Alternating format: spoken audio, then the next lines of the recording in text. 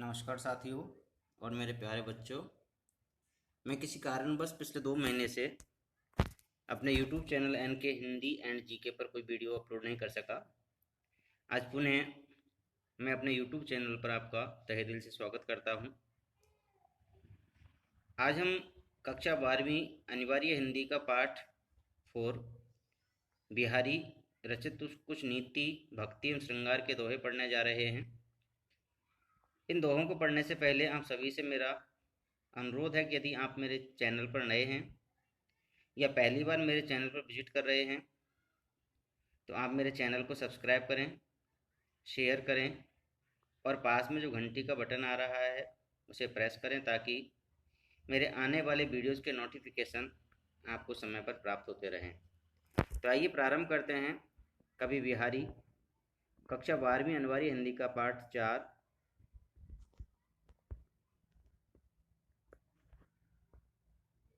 बिहारी रीतिकाल के प्रसिद्ध कवि बिहारी लाल का जन्म 1595 ईस्वी में ग्वालियर के बसुआ नामक गांव में हुआ था। इनके पिता का नाम केशव राय था। उन्होंने आमेर के राजा मिर्जा जयसिंह के दरबार में पहुंचकर अल्पविष्का रानी के मुंह पास में राज करते हुए भूले राजा को एक दोहे के द्वारा सावचेत किया। काव्यपार की राजा ने उनका सम्मान किया, वह अपने दरबार में सम्मानजनक स्थान दिया। बिहारी ने सतसई की रचना की। कवि ने भक्ति, नीति, श्रृंगार, प्रकृति चित्रण, ज्योतिष एवं बहुआयामी ज्ञान पर आधारित दोहों की रचना कर अक्षय कीर्ति अर्जित की। वे निम्बार्क संप्रदाय में दीक्षित हुए तथा राधा कृष्ण की भक्ति की। उनकी रचनाओं में उक्ति वैचित्र्य, अन्योक्ति, अर्थ गांभीर्य, अर्थ विस्तार, अलंकारिकता तथा कल्पना की समाहार शक्ति का विलक्षण समावेश है। उनकी समाहार शक्ति के कारण ही कहा गया है, सतसैया के दोहरे ज्यों नाविक के तीर, देखन में छोटे लगें घाव करें गंभीर। कहने का भावार्थ यह है कि कवि बिहारी के जो दोहे थे वो बहुत ही छोटे या सरल दिखाई देते थे, लेकिन पढ़ने वाले पर बिहारी के उन दोहों का प्रभाव बहुत गहरा पड़ता था। प्रस्तुत पाठ में बिहारी के नीति, भक्ति एवं श्रृंगार के दोहे लिए गए हैं। कवि सांसारिक बाधाओं से मुक्ति हेतु राधा जी की आराधना करता है तो दूसरी तरफ अपने प्रभु श्री कृष्ण को उपालम देता है कि आपको भी संसार की हवा लग गई है। मुक्त आत्माओं के सानिध्य, मुक्त आत्मा यानी श्रेष्ठ आत्मा, सानिध्य से अधम भी मुक्त हो जाता है। बिहारी जी ने कहा है कि यदि हम सज्जनों के साथ रहते हैं तो सज्जनों का साथ करने से जो नीच से नीच प्राणी भी है वह भी क्या हो जाता है, अपने आप को सांसारिक पापों से मुक्त कर लेता है। श्री कृष्ण की बातों का आनंद रस पाने के लिए गोपियां उनकी मुरली छपा लेती हैं। वन में कृष्ण के आते ही बिना बरसा मोर नाचने लगते हैं। नायक व नायिका भरे भवन में संकेतों से वार्तालाप करते हैं। झीने वस्त्रों में नायिका ऐसे सुशोभित हो रही है जैसे सागर में कल्प वृक्ष की डाल। आइए बिहारी का पहला दोहा देखते हैं। मेरी भव बाधा हरो राधा नागरी सोई, जातन की झाई परे श्याम हरिद्युति होई। कवि ने अलंकारिक भाषा में राधा जी की स्तुति की है। यानी हम जो प्रस्तुत दोहा पढ़ रहे हैं, इस प्रस्तुत दोहे में कवि बिहारी ने अलंकारिक भाषा में राधा जी की स्तुति की है। कवि कहते हैं कि वे राधा उनके सांसारिक कष्टों को दूर करें, जिनके सुंदर स्वरूप की झलक मात्र पड़ने से श्री कृष्ण भी अत्यंत प्रसन्न हो जाते हैं। इसका श्रेष्ठार्थ प्रकट होता है कि हे चतुर राधिके, मेरी भव बाधाएं दूर करिए, क्योंकि तुम्हारे शरीर की एक झलक मात्र पड़ने से पापी व्यक्ति का भी उद्धार हो जाता है। तुम्हारे शरीर की परछाई मात्र पड़ने से श्याम वर्ण शरीर भी सुनहरी कांति हरे रंग की हो जाती है। ऐसी चतुर राधिके मेरी बाधाओं को दूर करने में, इस संसार से मुझे मुक्ति दिलाने में मेरी मदद अवश्य करेंगी। प्रस्तुत जो दोहा है उसकी वर्ण शैली अलंकारिक और चमत्कारपूर्ण है। ब्रज भाषा का यहाँ पर प्रयोग किया गया है। श्याम तथा हरित द्वितीय में कवि ने श्लेष अलंकार का प्रयोग किया है। दोहा नंबर 2, तो पर बारो उर्वशी सुनी राधिके सुजान, तू मोहन के उर्वशी वह उर्वशी समान। इस दोहे में कवि ने यमक अलंकार का प्रयोग करते हुए राधा जी के सौंदर्य और श्री कृष्ण पर उनके प्रभाव का वर्णन किया है। कवि बिहारी कहते हैं कि हे राधिके, मैं आपके सौंदर्य पर स्वर्ग की परम सुंदरी अप्सरा उर्वशी को भी न्योछावर करने के लिए तैयार हूं। आप सभी के मन को मोहने वाली हैं। उसी प्रकार जिस प्रकार श्री कृष्ण सबके मन में बसे हुए हैं, सबके मन को मोहने वाले हैं, उन श्री कृष्ण को भी तुमने अपने रूप रंग से अपनी ओर आकर्षित कर लिया है और उनके हृदय में तुम अप्सरा उर्वशी के समान बस गई हो।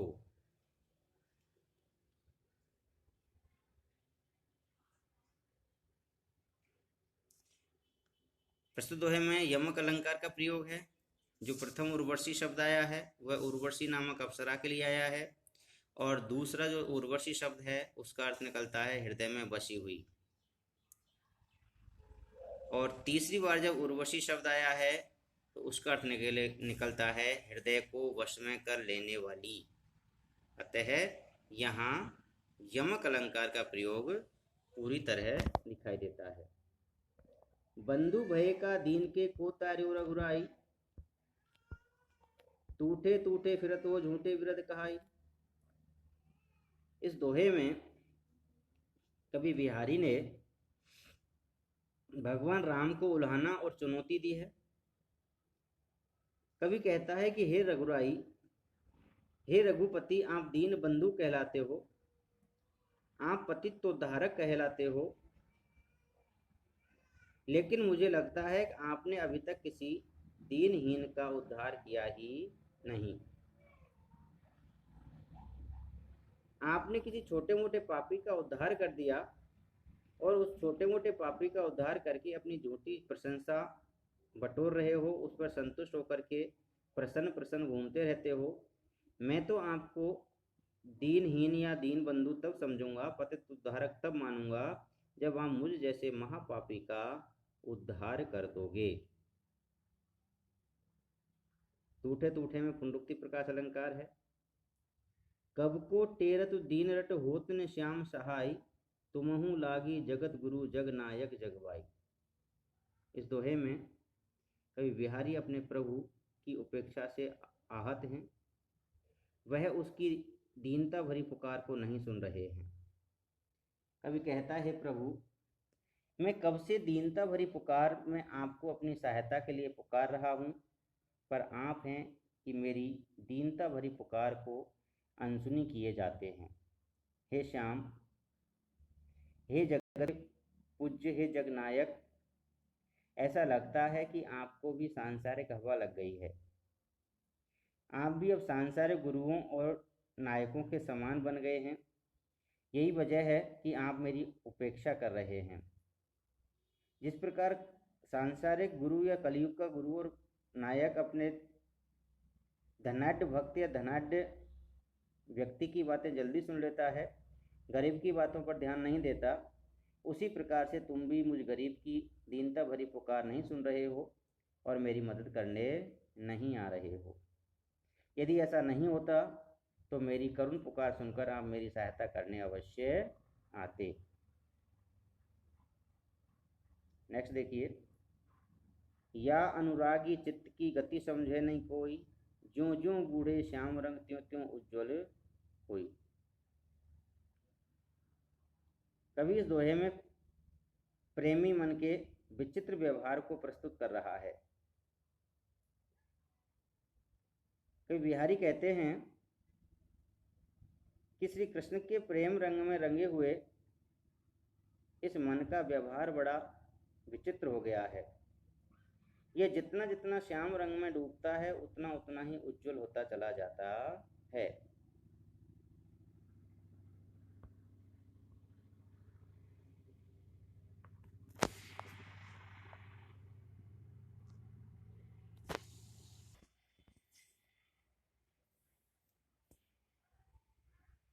चलिए अगला दोहा। भजन कहो ताते भजो भजो ने एको बार, दूर भजन जाते कहो सोते भजो गंवार। भजन कहो ताते भजो भजो ने एको बार। कवि ने श्लेष अलंकार का प्रयोग करते हुए अपनी भक्ति का चमत्कार प्रदर्शित किया है और अपना अलंकार प्रेम प्रदर्शित किया है। भजन कहो ताते भजो, कोई बिहारी कहते हैं कि हे मूर्ख मन, यानी अपने मन अथवा भगवान से विमुख, भगवान से के भजन से विमुख जो व्यक्ति है, उस व्यक्ति को संबोधित करते हुए कवि कहते हैं कि हे नादान, हमने तुमसे जिसका भजन करने के लिए कहा, जिसका तुझे नाम स्मरण करने अपनाने को कहा था, उस प्रभु स्मरण से तो दूर भागता रहा। तूने एक बार भी अपने जीवन में उस प्रभु का भजन नहीं किया। दूर भजन जाते कहो सोते भजो गंवार। और जिन सांसारिक विषयों से दूर भागने को तुझसे कहा गया, तूने उन्हीं का स्मरण किया, उन्हीं में तू हमेशा डूबा रहा, उन्हीं में हमेशा लिप्त रहा। अब यदि तू अपना उद्धार चाहता है तो तेरा उद्धार कैसे हो सकता है। विशेष देखिए दोहे का, इसमें कवि ने प्रभु स्मरण से ही मनुष्य का कल्याण हो सकता है, यह संदेश दिया है। सांसारिक सुख भोगों में आनंद खोजने वाले ईश्वर के भजन से हमेशा दूर रहते हैं, ये बात बतलाई गई है। भजन तथा भजो शब्दों में यमक अलंकार है।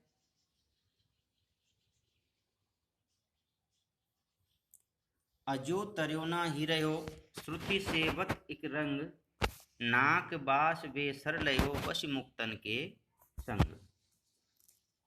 2018 में ये क्वेश्चन आया था और इसमें केवल अलंकार पूछा गया था बोर्ड एग्जाम में। प्रस्तुत दोहे में कवि ने श्लेष अलंकार का प्रयोग करते हुए श्लेष अलंकार के माध्यम से सत्संग की महिमा का प्रभाव दिखलाया है।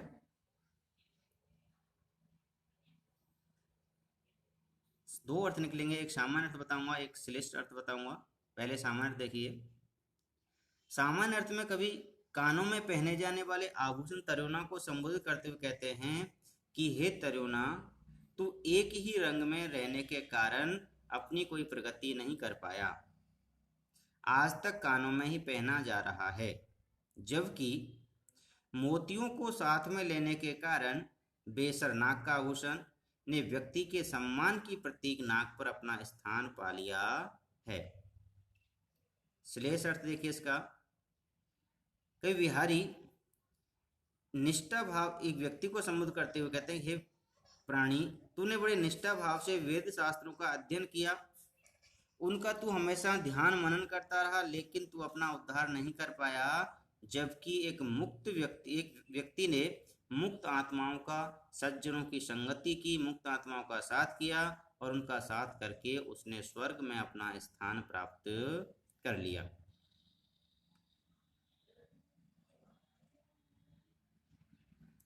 तर्योना, श्रुति, सेवत, इक रंग, नाक, बेसर तथा मुक्तन में श्लेष अलंकार का प्रयोग हुआ है। सघन कुंज छाया सुखद शीतल सुरभि समीर, मनोभय जात अजो वह उही जमुना के तीर। कवि ने इस दोहे में श्री कृष्ण की बिहार भूमि, जहां पर श्री कृष्ण भ्रमण किया करते थे, यमुना तट के सुखदायी वातावरण का वर्णन किया है। कवि कहते हैं कि एक सखी अपनी दूसरी सखी से कहती है कि जिस यमुना के तटों पर कुंजों की सुखदायी छाया है, जहां पुष्पों की मधुर गंध से युक्त शीतल पवन चलती है, उस यमुना तट पर पहुंचने पर आज भी मेरा मन उतावला रहता है, और जब मैं वहां पहुंचती हूं तो मेरा मन उन दिनों में पहुंच जाता है, उस अतीत में पहुंच जाया करता है जब श्री कृष्ण कवि आकर के रास रचाया करते थे और बंसी बजाया करते थे। अगला दोहा देखें। सोहत ओढ़े पीतपट श्याम सलोने गात, मनो नील मन शैल पर आतप पर्यो प्रभात। प्रस्तुत दोहे में कवि पीतांबर वस्त्र धारण कर श्री कृष्ण के श्याम शरीर पर प्रातःकालीन धूप की संभावना व्यक्त कर रहे हैं। कवि बिहारी कहते हैं कि श्री कृष्ण ने अपने श्यामल शरीर पर पीले वस्त्र धारण कर रखे हैं। उन पीले वस्त्रों में श्री कृष्ण ऐसे लगते हैं मानो किसी नीलमणि की शिला पर प्रातःकाल की पीली धूप पड़ रही हो। दोहे में उत्प्रेक्ष अलंकार और अनुप्रास अलंकार का प्रभाव दिखाई देता है। इही आस अटक्यो रहत अली गुलाब के मूल, है वे फेर वसंत ऋतु इन डारन वे फूल। कवि ने अन्योक्ति के माध्यम से प्रतीक्षा और आशा के मोह जाल में फंसे मनुष्य पर व्यंग किया है। कवि कहता है कि ग्रीष्म ऋतु आने पर गुलाब के पौधे पर खिलने वाले सुंदर सुंदर पुष्प हैं वह अदृश्य हो जाते हैं, अचानक गायब हो जाते हैं। केवल उस पौधे पर बिना पत्तों वाली कटीली डालियां रह जाती हैं।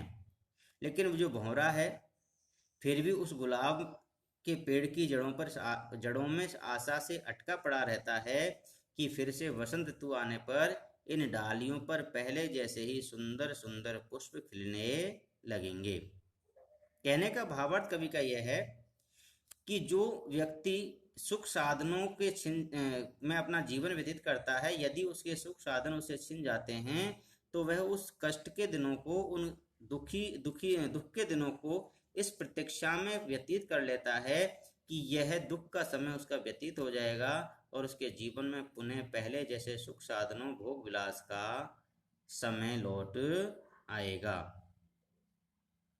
अन्योक्ति परक शैली में कवि ने यहाँ पर बात कही है। को छूट्यो ही जाल पर कत कुरंग अकुलात, ज्यों ज्यों सूरजी बजो च त्यों त्यों ऊर्जत जात। कवि ने सांसारिक विषयों में लिप्त जो व्यक्ति हैं उन व्यक्तियों की दशा पर दुख व्यक्त किया है, उन पर व्यंग किया है और इन विषयों में एक बार फंस जाने पर जो व्यक्ति उनसे छूटने की कोशिश करता है वह छूट पाना उसका बड़ा मुश्किल होता है, इस बात का वर्णन किया है। कभी सांसारिक बंधनों में जकड़े हुए लोगों को संबोधित करते हुए कहता है कि हे पागल मनुष्य, तू जिस जाल में फंस गया है उससे आज तक कोई भी छूट नहीं सका है। अब तू व्यर्थ छटपटा रहा है।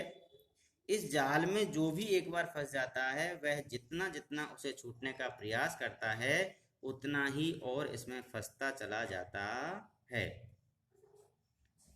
अन्योक्ति परक इसका अर्थ देखिए, ये सांसारिक सुख भोगों के जाल में फंसे पड़े हुए मनुष्य इन झूठे सुखों के जाल में फंस जाने पर इनसे छूट पाना अब संभव नहीं है। इनके जब दुखी परिणामों से तू दुखी हो गया, त्रस्त हो गया और तब तू छूटने को छटपटाने लगा तो तेरा यह प्रयास व्यर्थ है, क्योंकि तू जितना ही इनसे छूटने का प्रयत्न करेगा ये तुझे उतना ही अपने अंदर उलझाते चले जाएंगे। प्रस्तुत दोहे में कवि ने अन्योक्ति, पुनरुक्ति प्रकाश और अनुप्रास अलंकार का प्रयोग किया है। बत्रस लालच लाल की मुरली धरी लुकाए, सोह करे भोहन से देन कहे नट जाए। प्रस्तुत दोहे में कवि बिहारी बता रहे हैं कि गोपियां श्री कृष्ण से बातें करने का बहाना ढूंढती हैं और जब कोई बातें करने का बहाना उनको नहीं मिलता है तो वह बातें करने के लिए उनकी मुरली छिपा लेती हैं। इसी संदर्भ में कवि ने कहा है कि गोपियां अपने परम प्रिय कृष्ण से बातें करने का अवसर खोज रही होती हैं। इसी बत्रस यानी आनंददायक बातों को प्राप्त करने के प्रयास में वह उनकी मुरली को छिपा लेती हैं। कृष्ण मुरली के खो जाने पर बड़े उतावले हो जाते हैं, बड़े व्याकुल हो जाते हैं। वे गोपियों को अपनी मुरली के विषय में पूछते हैं।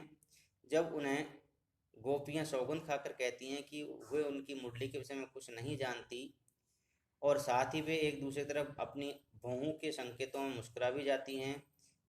कृष्ण है कि बंसी इन्हीं के पास है, किंतु जब वे बंसी लौटाने को या वापस देने को कहते हैं तो गोपियां उनसे साफ मना कर देती हैं।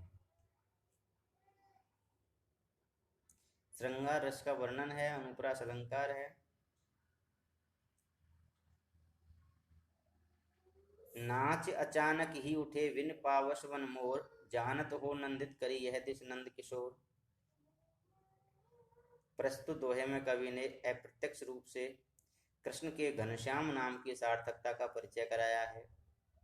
एक सखी अपनी दूसरी सखी से कहती है, हे सखी, अभी तो वर्षा ऋतु आई भी नहीं है, फिर ये वन के मोर अचानक इतने आनंदित होकर के क्यों नाच रहे हैं। सखी अपनी दूसरी सखी अपनी सखी की बात सुनकर कहती है कि ऐसा प्रतीत पड़ता है, ऐसा जान पड़ता है कि नंद का लाला जो श्री कृष्ण है या जो नंद किशोर है वह वन भ्रमण के लिए निकला है और उनके श्यामल शरीर को देख करके वन के मोरों को वर्षा के बादलों का भ्रम हो गया है, इसी कारण से वो मदमस्त होकर के नाचने लग गए हैं। भ्रांतिमान अलंकार और उत्प्रेक्ष अलंकार का यहाँ पर प्रयोग किया गया है। लिखन बैठ जा की छवि कहे गए गर्भ गरूर, भय ने केते जगत के चतुर चितेरे क्रूर। कवि बिहारी ने इस दोहे में किसी नायिका की क्षण क्षण यानी पल पल परिवर्तित रूप सौंदर्य छवि का अतिशयोक्तिपूर्ण वर्णन किया है। कवि कहता है कि इस एक सुंदरी नायिका के सौंदर्य की छवि का चित्रांकन करने के लिए न जाने कितने बड़े बड़े चित्रकार जिन्हें अपनी चित्रकारी पर गर्व था आए, परंतु सब मूर्ख या असफल सिद्ध हो गए।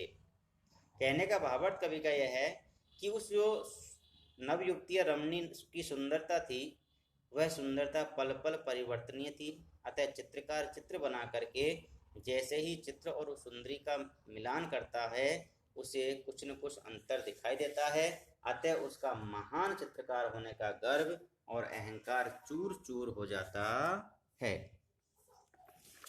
गही गई में पुनरुक्ति प्रकाश अलंकार है, गही गई गर्भ गरुड़ में अनुप्रास अलंकार है और पूरे दोहे में अतिशयोक्ति अलंकार है। लक्षणा शक्ति का इसमें प्रयोग किया गया है।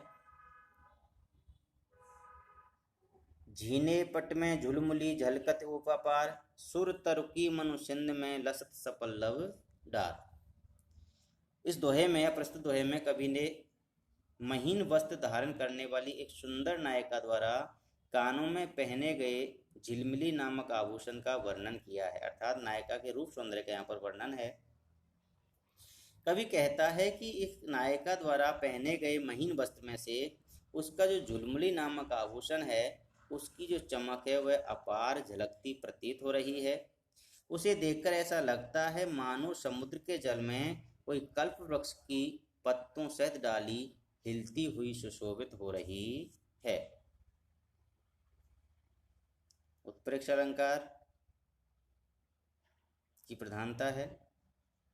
झुलमुली झलकत में अनुप्रास अलंकार है।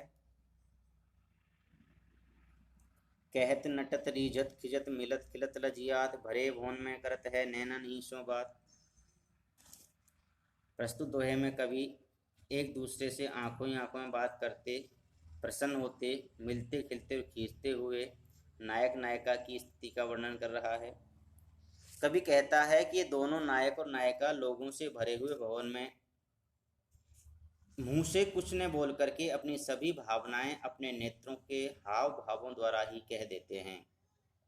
कभी आंखों से बातें करते हुए प्रतीत होते हैं तो कभी एक दूसरे के प्रति अपनी असहमति प्रकट करते हुए दिखाई देते हैं। कभी एक दूसरे पर रीझते हैं, कभी इनको एक दूसरे पर चिढ़ भी होती है, तो कभी इन्हें मिलते कभी प्रसन्न और कभी लजाते हुए भी देखा जा सकता है। ये सारे भाव और क्रियाएं लोगों से भरे हुए भवन में अपने नेत्रों के संकेतों मात्र से ही प्रकट कर लिया करते हैं। अनुप्रास अलंकार है, संयोग श्रृंगार है और संयोग श्रृंगार के साथ साथ इसमें नायक नायिका अपनी प्रीति को अपने प्रेम या प्रीति को सार्वजनिक नहीं होना देना चाहते, इस बात का वर्णन है। कागद पर लिखत ने बनत कहत संदेश लजात, कही है सब तेरो हियो मेरे हिये की बात। इस दोहे में कवि ने प्रेमी को अपनी मनोभावनाएं बताने को आतुर प्रेमिका की मने स्थिति का वर्णन किया है। नायिका अपनी सखी से कहती है कि हे सखी, मैं अपने मन की बातें कागज पर लिखने में यानी पत्र रूप में लिखने में असमर्थ हूँ, क्योंकि जब मैं कागज पर अपने मन की बातें लिखने बैठती हूँ तो लिख नहीं पाती। मेरा प्रेमी जब मेरे समक्ष होता है तो मुंह से उन्हें अपना संदेशा देते हुए मुझे लज्जा आती है, लेकिन इतना अवश्य कि यदि मेरा प्रेम सच्चा है तो मेरा प्रियतम मेरे मन की बातें स्वतः ही जान लेगा।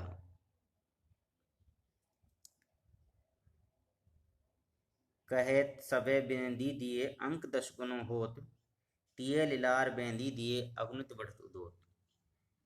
प्रस्तुत दोहे में कवि ने बिंदी या शून्य के महत्व को प्रतिपादित करते हुए कहा है कि गणित शास्त्र के नियमानुसार यदि किसी संख्या के आगे बिंदी अर्थात शून्य लगा दी जाती है तो उस संख्या का मूल्य 10 गुना और अधिक बढ़ जाता है, परंतु सौंदर्य शास्त्रानुसार यह नियम लागू नहीं होता है, उसका नियम अलग होता है। सौंदर्य शास्त्र का नियम कहता है कि यदि किसी सुंदरी या नारी के मस्तक पर बिंदी लगा दी जाती है तो उस नारी या सुंदरी की जो सुंदरता है वह अनगिनत बढ़ जाती है, अतः यहाँ गणित का नियम काम नहीं कर रहा है। दीखीने पर समान थी कनक कनक से गात, भूषण कर कर कस लगत परस पिछाने जात। इस दोहे में कवि ने नायिका के शरीर की सुंदरता या गौरवर्ण का वर्णन किया है। कवि कहता है कि नायिका के गौरवर्ण शरीर पर सोने के गहने दिखाई नहीं पड़ते, अर्थात उसने जो अपने शरीर पर स्वर्ण आभूषण धारण कर रखे हैं उन स्वर्ण आभूषणों को देख पाना बड़ा असंभव सा प्रतीत हो रहा है, उनमें कुछ फर्क नहीं दिखाई देता है, क्योंकि नायिका का शरीर और आभूषण दोनों की जो चमक या कांति है वह एक जैसी है।